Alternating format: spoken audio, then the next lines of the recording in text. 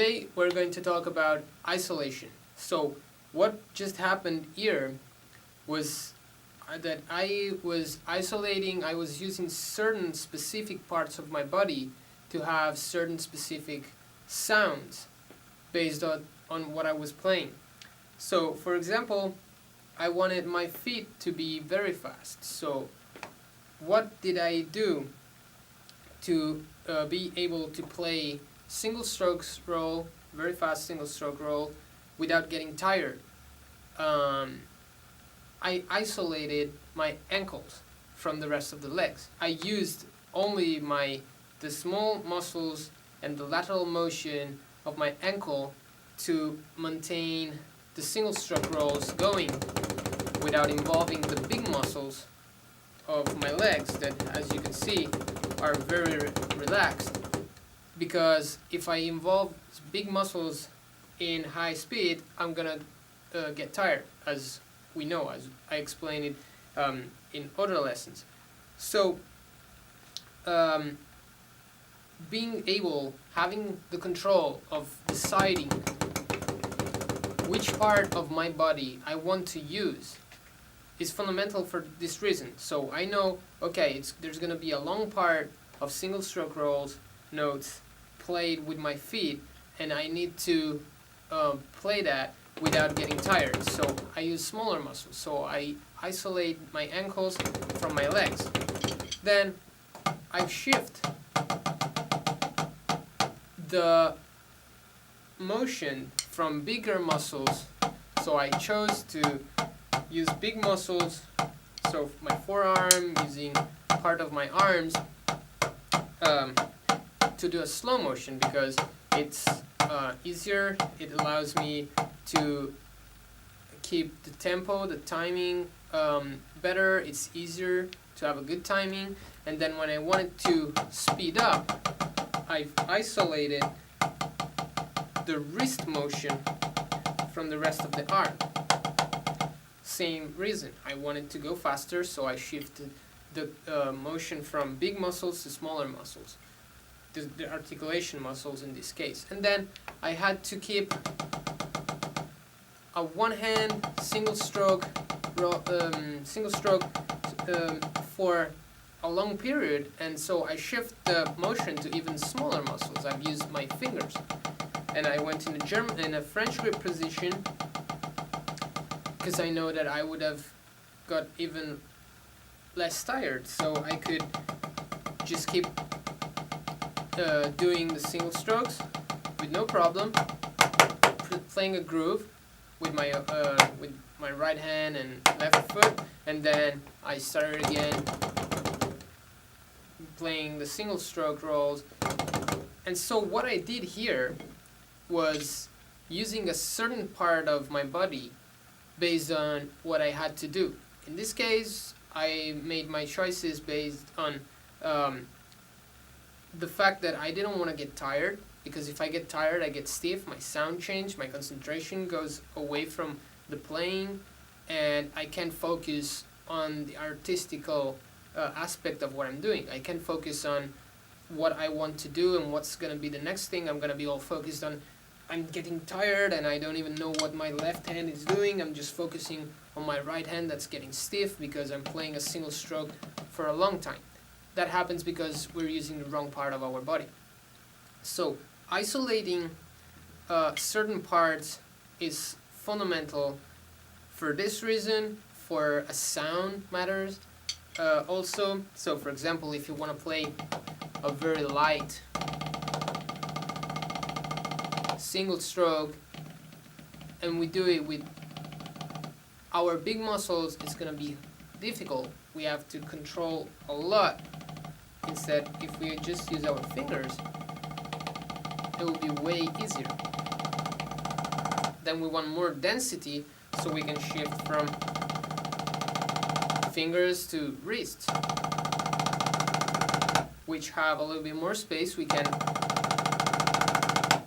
have more density in the sound, more volume.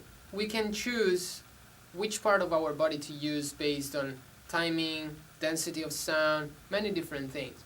And then when we go on the drums, this allows us to be to make our playing even easier. It will allow us to not to do too much fatigue. But how do we actually learn to do this? Like, how do we learn to shift and control everything while we're playing, so that, for example, I will shift my feet from big muscles to smaller muscles using the heel up, leg motion to heel up, while I'm using just fingers here and arm motion here for this group. So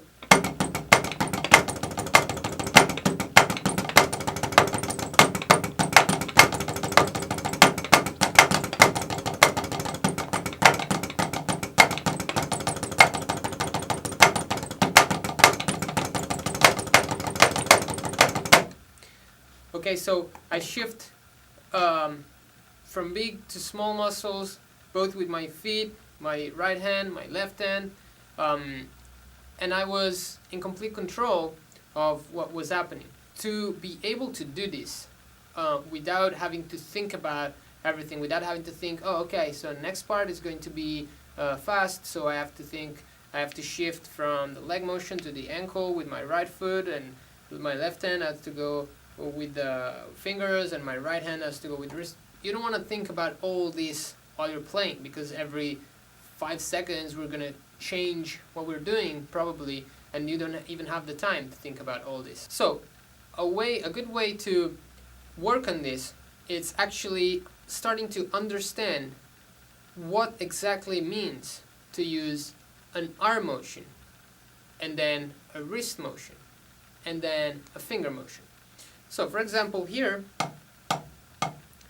I understand that this is arm motion because it involves my arm.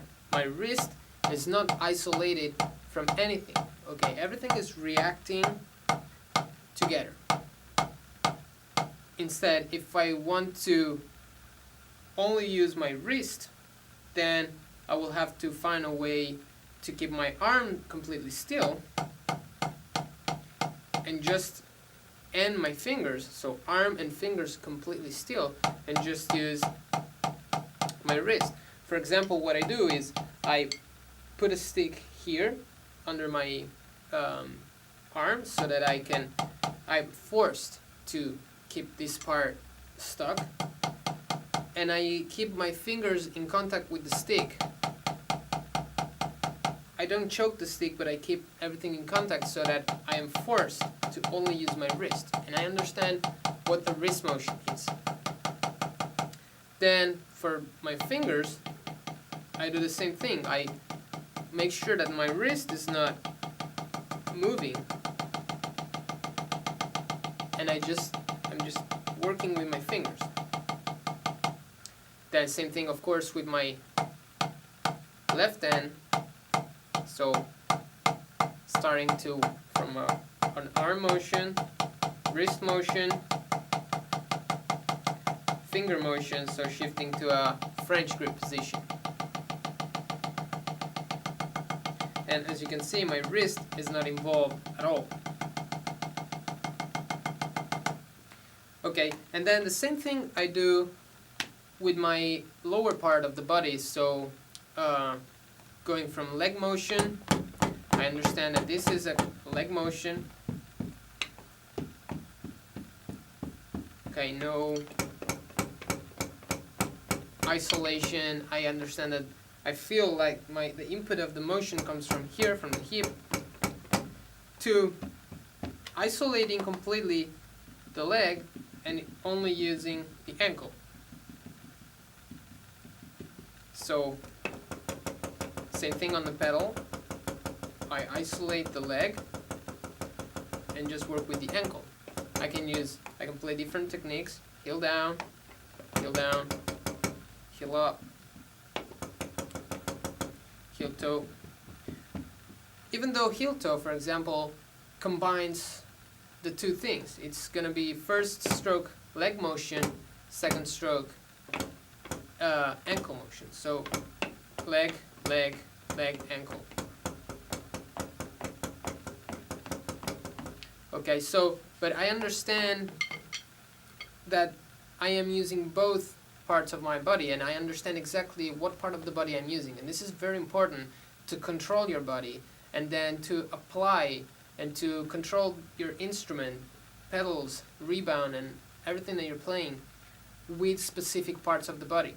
We have to learn how to control the pedal with the leg, but also with the ankle only. Same thing with the sticks. We have to be able to understand what's the difference between using only the fingers and using a little bit of fingers and a little bit of wrist. Sometimes I see many drummers playing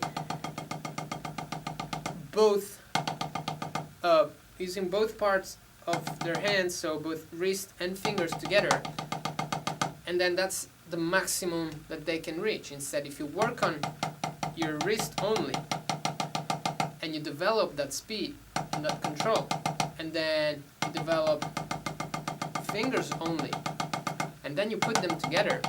When you put them together, you will have way more speed and power that you had before, because you develop each part, and so you're improving each part of your hand, and then when you put them together, the result is better.